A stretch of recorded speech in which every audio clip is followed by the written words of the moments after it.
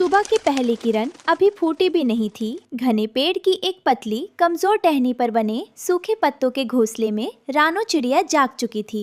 उसके दो नन्हे बच्चे कुकू और गुड़िया एक दूसरे से चिपककर सो रहे थे। उनके छोटे छोटे पंख अभी ठीक से उगे भी नहीं थे। रानो ने आसमान की तरफ देखा, जहाँ काला बादल नहीं बल्कि मौत मंडराती थी। दाना तो लाना ही होगा। पेट की आग इन मासूमों को सुलाने नहीं देगी। पर भगवान, आज फिर इन्हें अकेला छोड़कर जाना पड़ रहा है। उस बेरहम कालचील से मेरे बच्चों की रक्षा करना। उसने प्यार से कुकू और गुड़िया को पंखों से सहलाया। दोनों की आंखें खुल गईं। माँ, इतनी जल्दी जा रही हो? मुझे डर लगता है जब तुम नहीं होती। हाँ माँ, मत जाओ ना। कल रात को भी पेड़ के पास किसी के बड़े बड़े पंखों की आवाज आ रही थी। रानो का दिल कांप गया, लेकिन मजबूरी बड़ी थी। उसने दोनों के सिर पर चोट सहलाई। मेरे प्यारे बच्चों, डरो मत, बस पत्तों के पीछे छुपे रहना। जब तक मैं वापस न आऊं, घोंसले से बाहर गर्दन भी मत निकालना। अगर कोई अजनबी आए तो बिल्कुल चुप हो जाना। मैं जल्दी ही मीठे फल और दाने लेकर आऊंगी। रानो ने एक आखिरी बार अपने बच्चों को देखा और भारी दिल से उड़ान भर ली। उसे क्या पता था कि आज उसके बच्चों पर क्या कयामत आने वाली है। दोपहर होते ही आसमान में एक जोड़ी बड़ी और क्रूर आंखें चमक उठीं। वो काल चील था। उसकी नजर रानो के कमजोर घोंसले पर पड़ी। आज तो रानो चिड़िया घर पर नहीं है। उसके दो रसीले नर्म बच्चे अकेले हैं। आज का दोपहर का भोजन बहुत स्वादिष्ट होने वाला है। चील तेजी से नीचे झपटा। हवा के दबाव से घोंसला हिलने लगा। कुकू और गुड़िया ने आंखें खोली तो सामने यमराज जैसा चील खड़ा था। कुकू भैया, चील आ गया, भागो! कहाँ जाओगे नन्हे चूजों? मेरी चोंच से आज तुम्हें कोई नहीं बचा सकता। जैसे ही चील ने अपनी नुकीली चोंच बढ़ाई, कुकू ने अपनी पूरी ताकत समेटी। डर ने उसे उड़ने की हिम्मत दे दी। गुड़िया, अपनी आंखें बंद करो और पंख फरफराओ। ऊपर की तरफ उड़ो। दोनों बच्चे जान बचाकर सीधे उड़े। ठीक बगल वाले मजबूत पेड़ पर मिट्ठू तोते का पक्का और सुरक्षित घर था। मिट्ठू तोता अपने दरवाजे पर ही बैठा था। बच्चों को हाँफते हुए आते देख वो तुरंत समझ गया। कुकू, गुड़िया, अंदर आओ, जल्दी अंदर आओ। जैसे ही बच्चे अंदर घुसे, मिट्ठू ने अपने घर का मजबूत लकड़ी का दरवाजा बंद कर लिया। काल चील सीधे दरवाजे से टकराया। मिट्ठू तोते, दरवाजा खोल, ये मेरा शिकार है। भाग जा यहाँ से कालचील। मेरे जीते जी तू इन बच्चों को हाथ भी नहीं लगा सकता। अगर तूने और परेशान किया तो मैं पूरे जंगल के पक्षियों को इकट्ठा कर लूंगा। गुस्से से बादल चील ने मुड़कर रानो चिड़िया के खाली घोंसले को देखा। अगर बच्चे नहीं मिले तो मैं इनका नामो निशान मिटा दूंगा।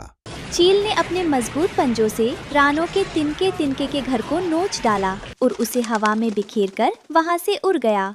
शाम को रानो चिड़िया चोंच में दानों का गुच्छा दबाए खुशी खुशी वापस लौटी। लेकिन जैसे ही वो अपनी टहनी के पास पहुंची, उसके पैर कांपने लगे। चोंच से दाने गिर गए। वहां कोई घोंसला नहीं था, सिर्फ कुछ टूटे तिनके हवा में उड़ रहे थे।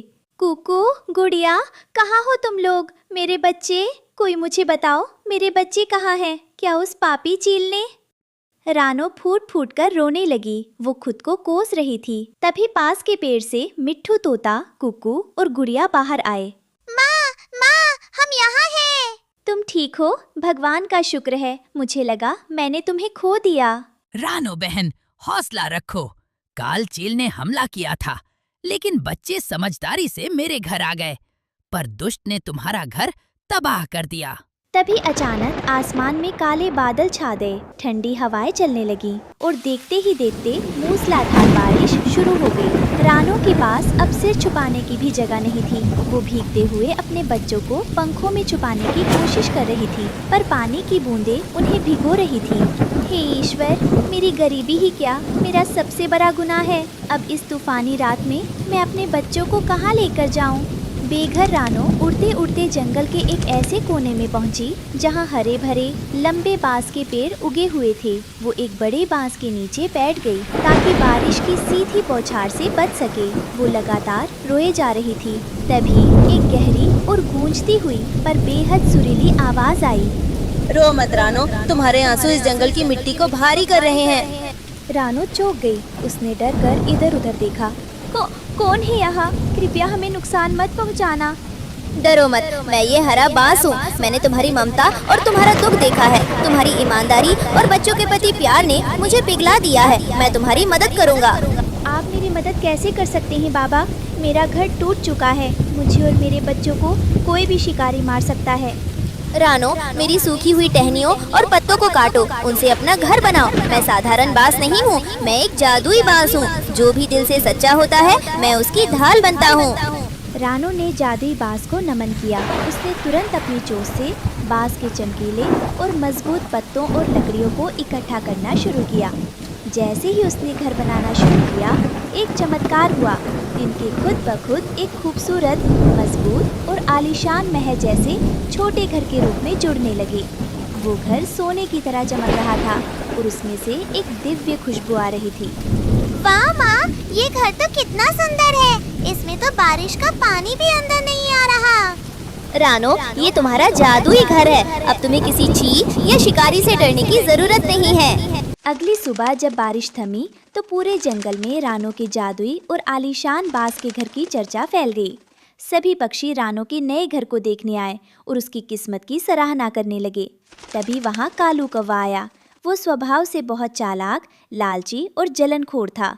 इतना सुंदर घर देखकर उसकी आंखों में लालच उतर आया। अरे वाह रानो, कल तक तो तू भीख मांग रही थी और आज इतना बड़ा महल। ये घर तो इस जंगल की सबसे ऊंची शान है, पर मुझे लगता है ये घर तेरे जैसे छोटे पक्षी के लायक नहीं है। इस पर तो मेरा हक होना चाहिए।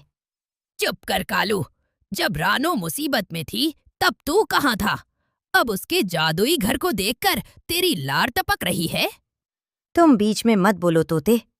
रानो, सीधे सीधे ये घर मुझे दे दे, नहीं तो मैं इसे तोड़ दूंगा।